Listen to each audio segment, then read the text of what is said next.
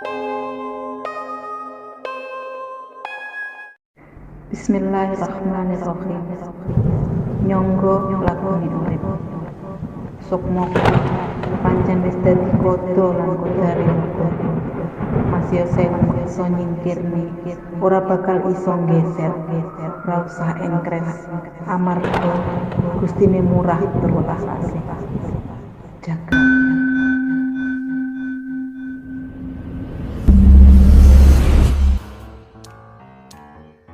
Selamat datang kembali di Nasura channel YouTube. Saya Nasura akan membacakan cerita yang saya tulis sendiri dengan akun Twitter Nasura101 dengan judul Jagrab, based on true story. Sebelum masuk ke cerita, jangan lupa di like, subscribe, dan share video ini agar kami bisa berkembang. Kita langsung masuk ke cerita. Selamat mendengarkan.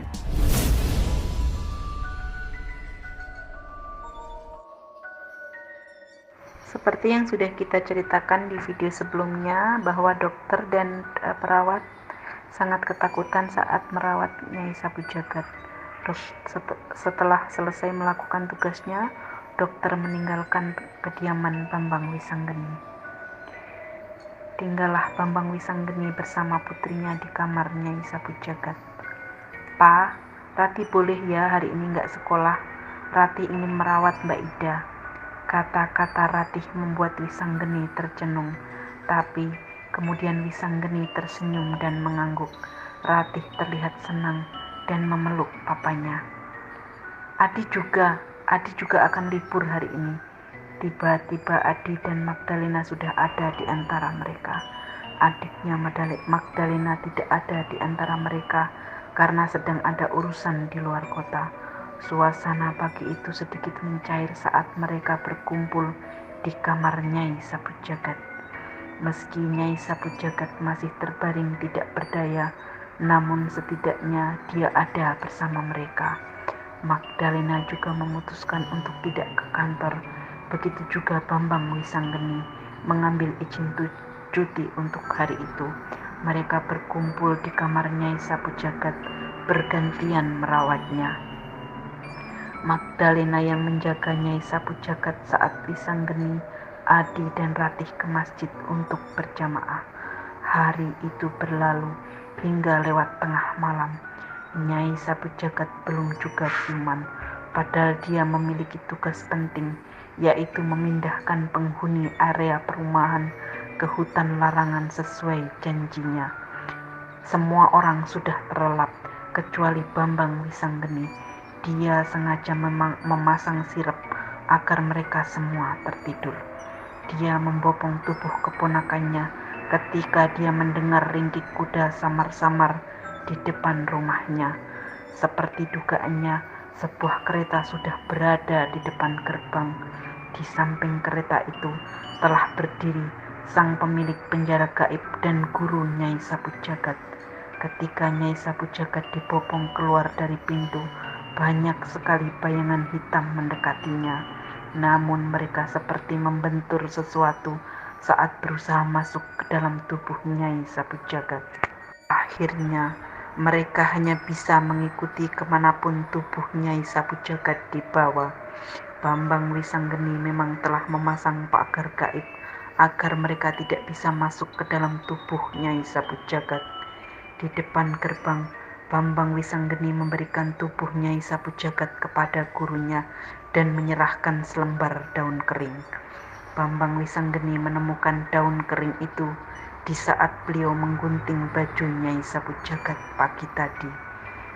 Dia hanya bisa mengantar keponakannya sampai di situ, karena sesuai janji yang dibuat oleh guru Nyai Sapu Jagat, Wisanggeni tidak akan lagi ikut campur dengan urusan apapun yang berhubungan dengan sang pemimpin. Wisanggeni dan keluarganya dilarang turut campur. Wisanggeni harus menyerah kalah dengan perjanjian itu, atau semuanya akan menjadi lebih fatal. Guru Nyai Sapu Jagat menaiki kereta di bagian belakang, sedang sang pemilik penjara gaib duduk sebagai kusir. Di belakang kereta itu telah berjajar rapi berbagai pasukan perang, orang-orang yang dengan wajah beku pucat pasi. Mereka adalah penghuni tak kasat mata dari area perumahan. Sesuai janji Nyai Sapu Jagat, mereka akan dipindahkan ke hutan larangan sesuai permintaan mereka. Wisanggeni menatap iring-iringan itu berlalu dari tempatnya berdiri. Hatinya hancur lebur sesungguhnya. Hatinya sungguh tidak terima keponakannya diperlakukan sedemikian rupa. Ketika mereka semua telah berlalu, Wisanggeni jatuh terduduk bersangga pada lutut lalu bersimpuh. Kepalanya menunduk dan bahunya terguncang. Rupanya beliau menangis. Entah berapa lama Wisanggeni tenggelam dalam tangisnya. Hampir pagi ketika iring-iringan itu memasuki hutan larangan.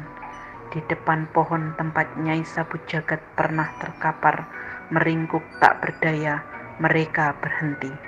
Penguasa hutan larangan berdiri di depan pohon itu menunggu mereka. Beliau mengangguk hormat saat guru Nyai Sapu Jagat turun dari kereta membopong tubuh Nyai Sapu Jagat. "Selamat datang Tuan," ucapnya.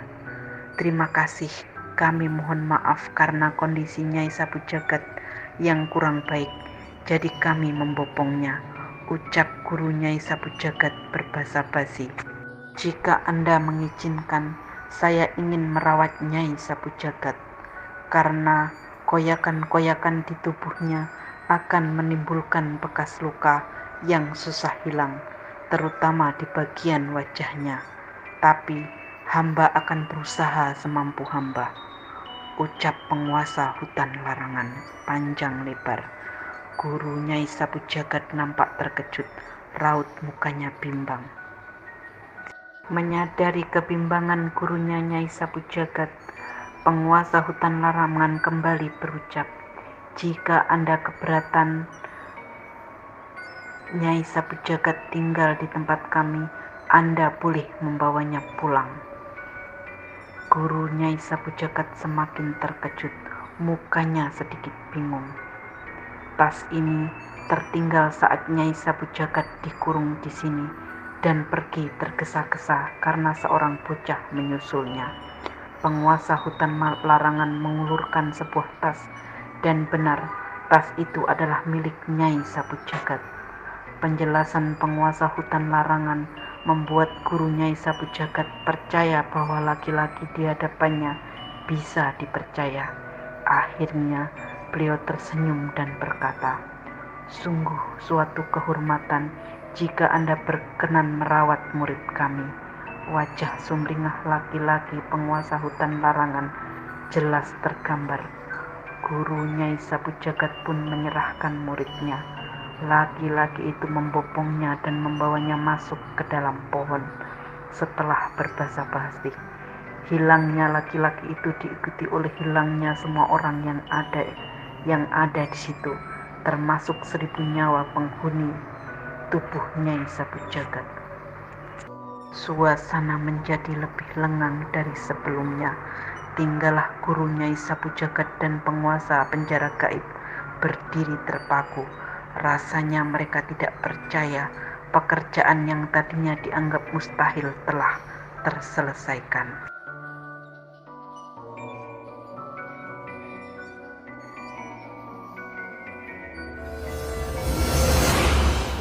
Baiklah, kita sudahi dulu kisah Jagrak kali ini. Bersambung ke episode berikutnya.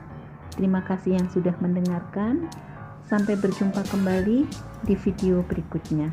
Terima kasih.